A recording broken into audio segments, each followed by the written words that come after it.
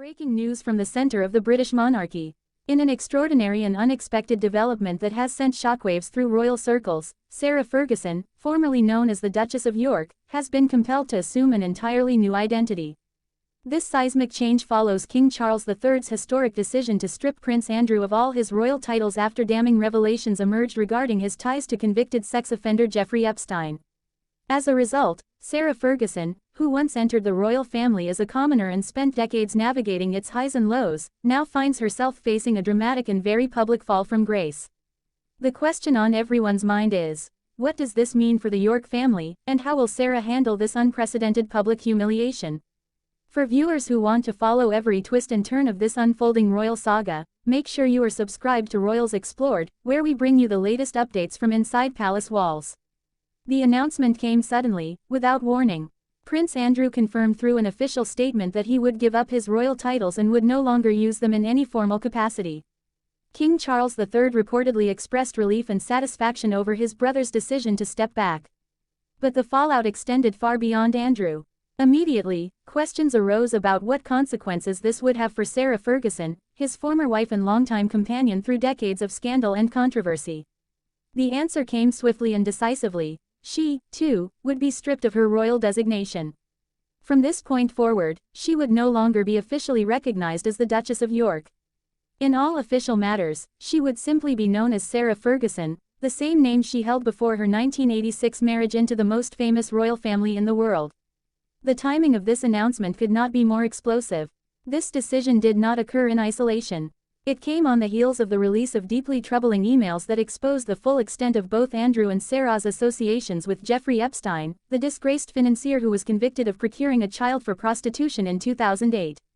While the world had long suspected uncomfortable connections between members of the royal family and Epstein, the emails revealed far more disturbing details than anyone had anticipated.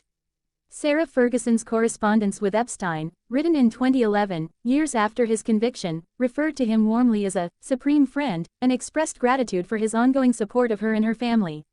The tone of these messages was shockingly familiar and seemingly affectionate, appearing completely tone-deaf in light of Epstein's criminal history. What makes this situation even darker is that just weeks before sending these emails, Sarah publicly denounced her association with Epstein, calling it a catastrophic error in judgment and affirming unequivocally that his crimes were reprehensible and that he was rightly imprisoned. The hypocrisy of these communications sent ripples through both the public and charitable sectors, leading several organizations to immediately sever ties with her. Sarah Ferguson's fall from grace is as dramatic as it is unprecedented.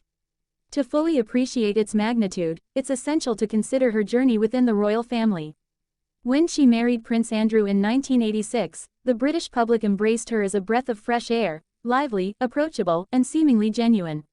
She brought energy and relatability to the traditionally formal palace environment, and the Queen granted her the title of Duchess of York, a prestigious honor that came with both privilege and responsibility.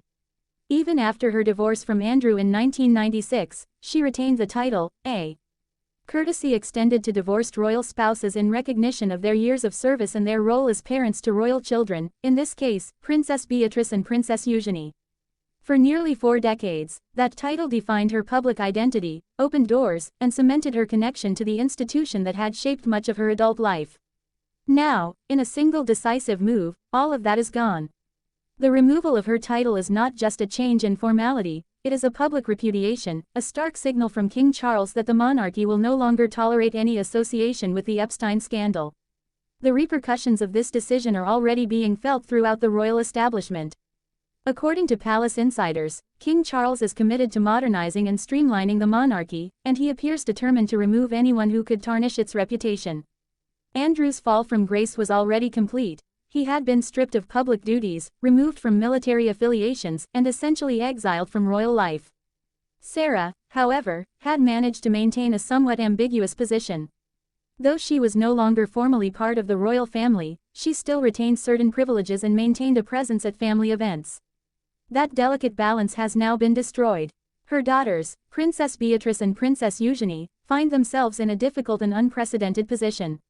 As blood members of the royal family, they retain their titles and their places in the line of succession, but their mother has been publicly cast out, forced to relinquish the identity she carried for nearly 40 years. The emotional toll on the York family is immeasurable. Public opinion remains deeply divided.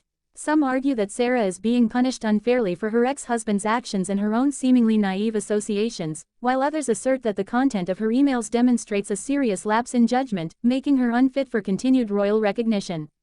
Behind palace walls, tensions are reportedly running high.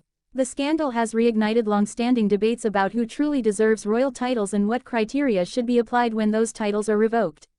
Andrew's own emails to Epstein have proven just as damaging. Despite claiming to have severed ties with Epstein, his correspondence from February 2011 suggests ongoing communication and mutual support.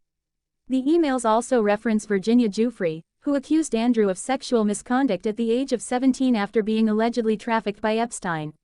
Andrew has consistently denied these allegations, but the court of public opinion has already reached its verdict, leaving his reputation in ruins, and now his former wife shares in that public disgrace.